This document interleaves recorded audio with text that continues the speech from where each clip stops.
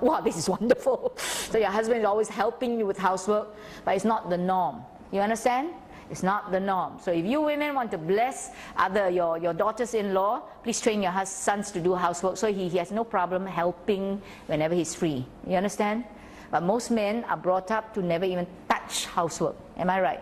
And that becomes a source of contention in the modern day home, and the answer is it should not be so. Because in whose hands is the housework? Your hands. You understand?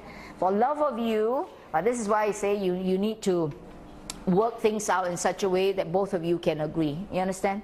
I'm not saying that you can't get you can't come to certain agreements, but the point is you need to make sure that the entire home is run well. And husbands, you see your wife staggering under all this hard work, you need to help also. You understand? Common sense says you are too. Like changing light bulbs and everything, whose work is that? Men's, huh?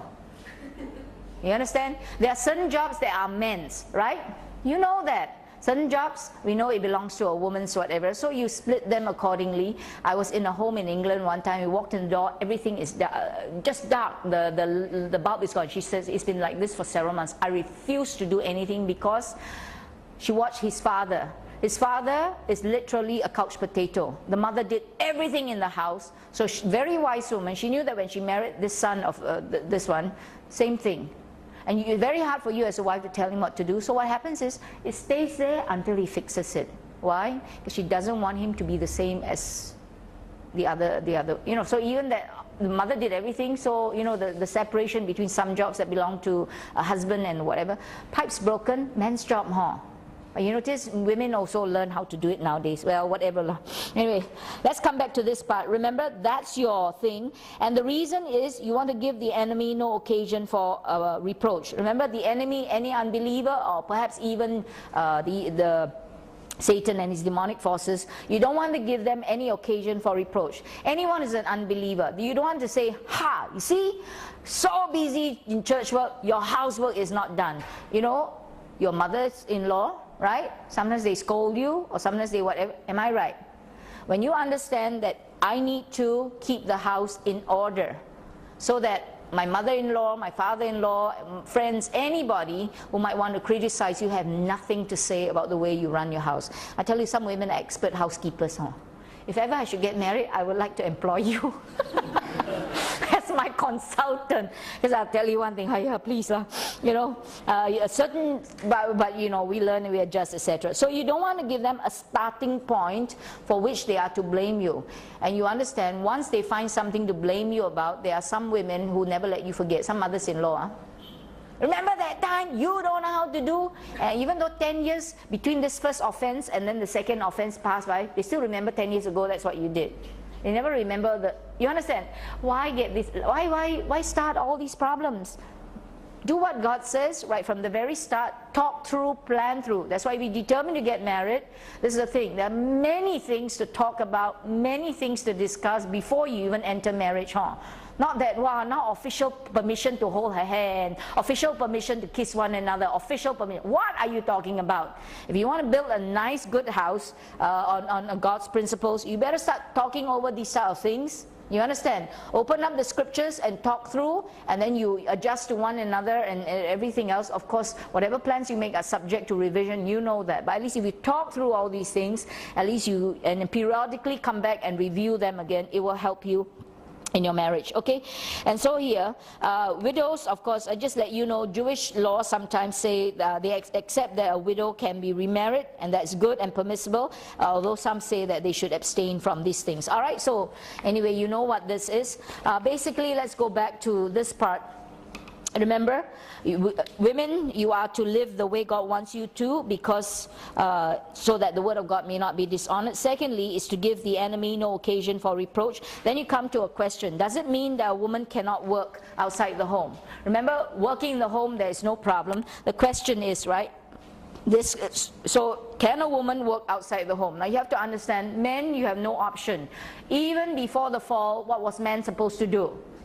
Till the garden. You understand? So you men, work is accepted and it's expected unless physically you're unable to because of accidents, etc. Women, you notice you have an option. Okay? Men don't. Aren't you glad, right? So you can choose to work or choose not to work. And so the question is, first of all, does your husband permit you to work? If the husband says no, you know, if you really, really want to work, then you have to learn to make a wise appeal. All right? And then you have to check certain questions first before you learn to make a wise appeal and see what it does. But basically, if your husband wants you to work when there's children around, you also have to know how to appeal and to use the scriptures. Now this is why later on in the lessons we will teach you how to handle your finances and your money, because 70% of marriages, statistics several years ago, they cite the cause of the breakup of the marriage as finances. So to be able to handle your finances will be an important thing. And usually when they want you to work, it's because of finances. That is why we tell you at the beginning of your marriage, even if both are working, you understand this, you learn to live on one income. And what does that mean? You better scale down. You understand? Scale down whatever expectations, you know, I want a maisonette, I want a what. Why don't start with a 3-room flat or even a 2-room? You understand? Accumulate your resources and then work this way. You may not think, but I don't. Who cares what your friends say? You want to honor God, or you understand what I'm saying? So you start with great whopping debts that you can't even handle, and then you know what? It will tear down what marriage do you have? After 1-2 years, you hear they're divorced. Is that what you want?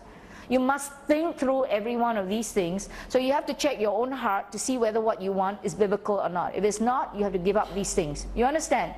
You need to learn to know yourself, because to you, if faith is very preeminent, I'm so sorry, God is not there to help you keep faith. In fact, he'll tear it down. He said he's going to tear down any pride that you may think you have. So might as well tear it down yourself, right?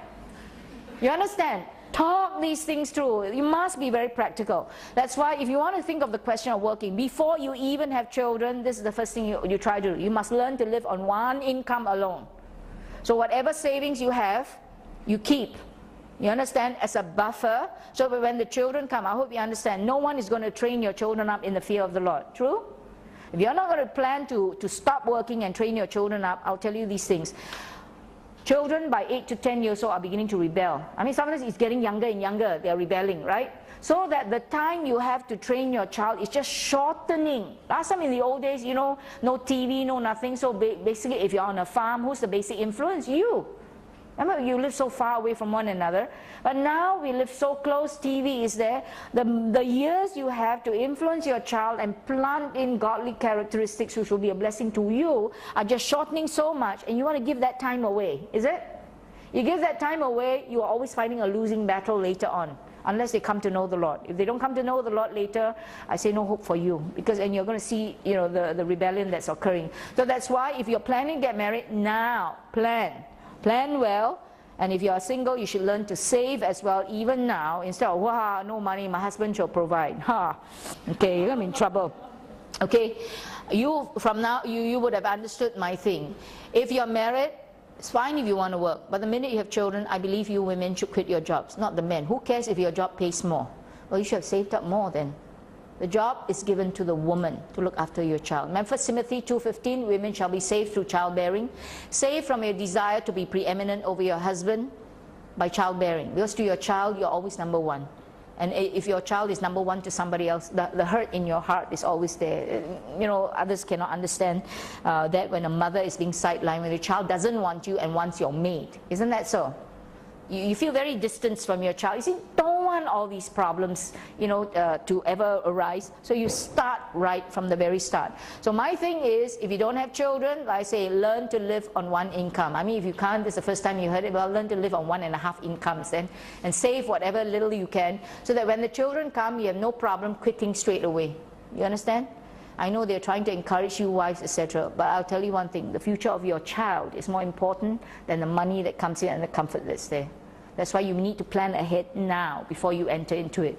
Once you are in it, you have to ask the Lord what to do. Okay? So you ask yourself, right, certain questions. Can you manage the house? Okay, if there are no young children, we'll deal with desperate children, as you know, if you're young children, desperate cases later on. Questions you have to ask yourself is, can you manage the home and make sure it runs well and still work? The answer is yes or no. It depends on the woman. Some women are very organized and very capable. Yes? And they have no problem, you know, whatever. And so remember, if you can do it, then go for it. With your husband's agreement, if your husband says no, you need to, like say, talk these things through and then finally you still need to submit to what he says, because it's not a sinful issue. You understand? And you have to find out the reason why, etc. All right, so ask questions. Can you manage the house? If you can't manage the house, then of course you know that to work will bring so much stresses on you, it'll tear up your marriage.